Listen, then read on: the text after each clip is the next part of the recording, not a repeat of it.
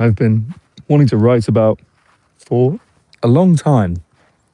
And that is this idea of numberlessness, or being numberless, or removing numbers from one's life.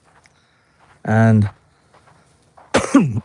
this idea has its genesis with a writer, philosopher, and neuroscientist and master of the mind called Ian McGilchrist. And he is a chap who has written a bunch of books, but two of them have been particularly popular. And I believe one of them is called The Master and the Emissary. But his focus is on the hemispheres of the brain and how they affect the way that we perceive the world. And so the left side of the brain is the rational, the accountant, the counter, the number system, it's kind of the basis of everything that we put together that is in the real world, or at least in the rational world. And at the right side of the brain, it attends to the world very differently. It's all about the numinous, the stories, the magic, the belief, the faith, the glowing sensations, the stuff that is not put in a spreadsheet. And the reason that this gentleman has been so popular is I think he's diagnosed what it is about the world that is so strange today. How is it that we are so materially successful and yet emotionally and spiritually bankrupt? And there are lots of different people who have attempted to explain why that might be. But Ian McGilchrist, for me, was the great unlock. That was when I really started to get it. And I think that the core of what he explains is we just need to stop counting so much. Don't count your number of steps. Don't look at a sleep score. Don't measure your weight. Don't check your bank account or your stocks all the time. Just stop counting everything and take a moment and start feeling again. And the way that this looks for me is I stripped out a ton of the elements in my life where I was measuring myself. How much do I own? How much am I worth? How heavy am I? How many hours did I sleep? How like all of these metrics are not important. The much more interesting question is, how am I feeling? Am I creating? Am I proud of my work? Am I showing up for my friends? And am I doing my best? And those things, if you put numbers to them, I think it reduces them and boils them down. And one of the areas this was so striking is when I started a new hobby known as paragliding, which is where you take a bag with a glider, which is formed of strings and nylon. You wear a harness and you run off a hillside, or you glide up on a thermal and you fly. And the first time I did this and I landed safely on my own, on my own without an instructor physically with me, just an instructor explaining it to me. Oh, look at the sun through here.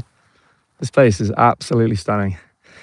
Yeah, the first time I landed from my initial paragliding experience, I was in awe. I had flown like a bird. I had looked around the world, not from the confines of a plane, but from, the very limited material of a harness and a glider above me. And immediately after I landed, people started trying to quantify it. I was asked how many hours of gliding I've done, What size is my glider? What rating have I achieved in paragliding? And I just couldn't believe it. I had to stop them all and say, "Wait, just a second. Are all of you relatively new to paragliding?" And all of them were. They were all complete newbies. I said, "Did you not just experience what I experienced? We were flying. Like, how did it feel? Did you enjoy soaring? Do you think about birds differently? Like, what was your experience of flying like?" That's so much more interesting than asking how big my glider is, how many hours I've been gliding, and, what level I've attained. And I think that this goes to, something that people often talk about when they ask, how long have you been doing a thing? How many years have you been doing some activity? That does not matter. I know people who have focused deeply on an activity for a very short period of time and got exceptionally good at it. And I know people who've spent, large chunks of their life on an activity and they're still relatively, poor at the activity itself. And that's why in paragliding, I looked at all the metrics, the height, the distance, the hours, all of the stuff they wanted in my logbook. And I just said, no, I'm not tracking all of that. I'm not doing it. I'm not spending my time on it. And I am not going to obsess over how many hours I've been in the air. And so the one metric that I've arrived at with paragliding is the one metric that I think matters, which is your anti-logbook. It's not a log of everything that you've done, but it's the number of times that you have said no to something. So that, I think, is a good number, right? Like, I think that all the numbers about how much time I'm in the air are relatively uninteresting, but the number of times that I go to the mountain, assess the conditions, and I say, today is not the day. I'm roughly tracking that.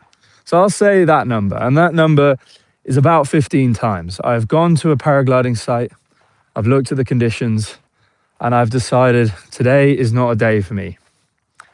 And that has been, something that I will take pride in. I do not have any recollection of how many hours I've been flying as a pilot.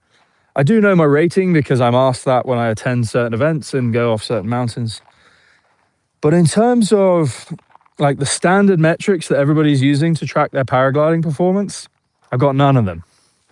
And this is a curiosity to most people. Like, why would you not want to know these things? Why would you not want to log them?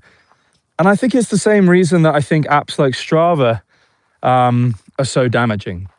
People, and I used to be a Strava addict. I totally admit I have a bunch of Strava times that I was proud of back in the day.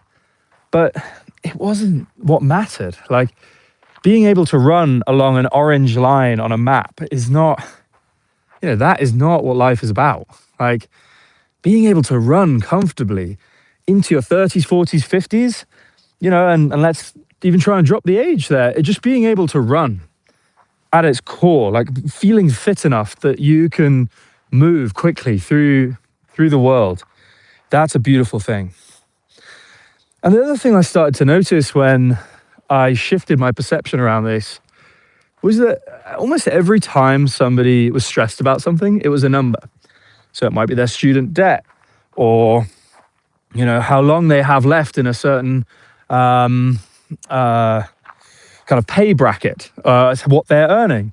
It's what they're spending. Like, it just, everything that was stressing them out was quantifiable.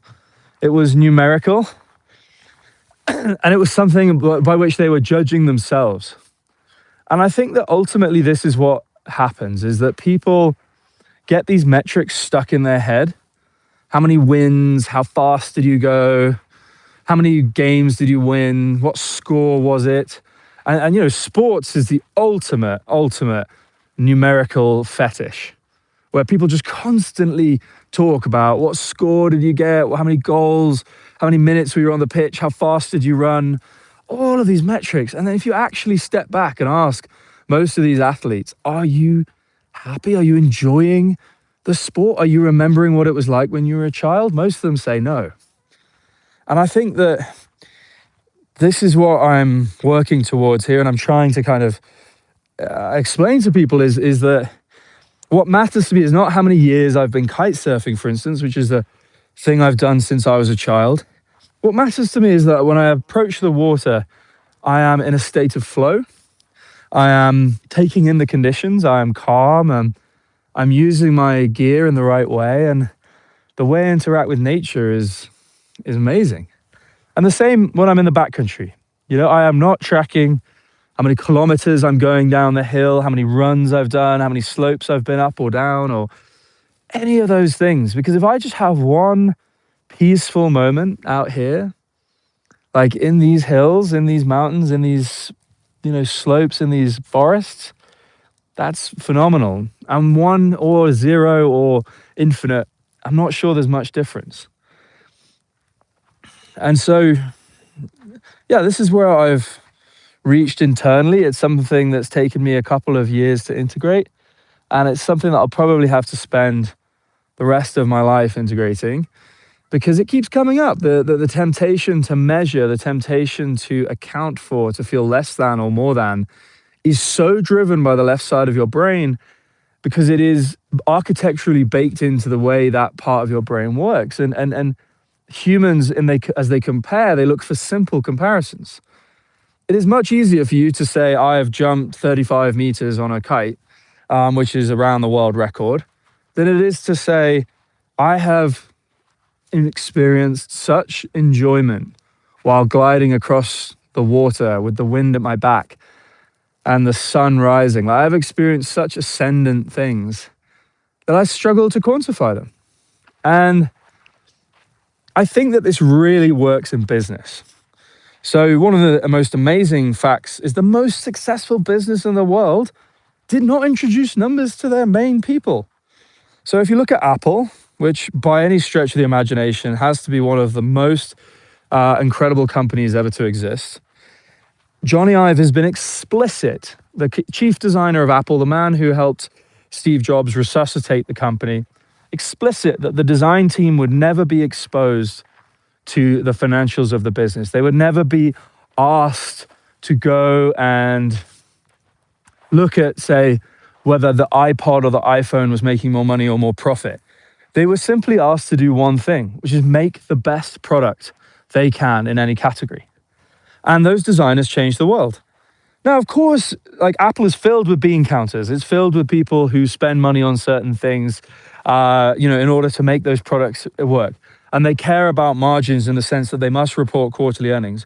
But those people are the ones who are selling their left brain to the people who are able to occupy their right brain. They are the accountants, the chief operating officers, the financial folks, the operations folks. Those folks occupy the left brain, but the designers, the creators, the people who got this right, the people who made all these things, who designed this object in my hand, they did not think about the numbers at all. And so that's why I'm looking for more experiences that are numberless. I'm looking to encourage people to stop counting things. A great example might be a cold plunge. Like, I'm intending on jumping in here, and people will ask, how long were you in there? It does not matter. You could jump in here and run out immediately. You will still have had an incredible experience. You could jump in there and be Wim Hof and maybe last for half an hour, and you will still have an incredible experience. Those are still two beautiful experiences, and they don't need to be quantified just by time. They can be much more richly expressed by the shock you feel as the water hits your skin, or the sensation that you feel when the cold creeps in. Even now, as I look at this video and I see that we've reached 14 minutes, I'm like distracted by a number on the screen. I'm not able to just fully focus on the content. And so like the software itself is making this point for me, that a number is distracting me from what I'm trying to do, which is communicate something. And I'm hoping to summarize this, write it up, explore it more, share it more, because I'm very grateful to Ian McGilchrist. And I think that he has a lot of wisdom to offer. And I think that I'm trying to repackage something that he's done very beautifully. Well, I'm going to leave it here as we head towards 15 minutes, but encourage you to just take any length of time today and think about what numbers actually matter and which ones don't, and see if you can reduce the number of numbers in your life. All right, bye-bye.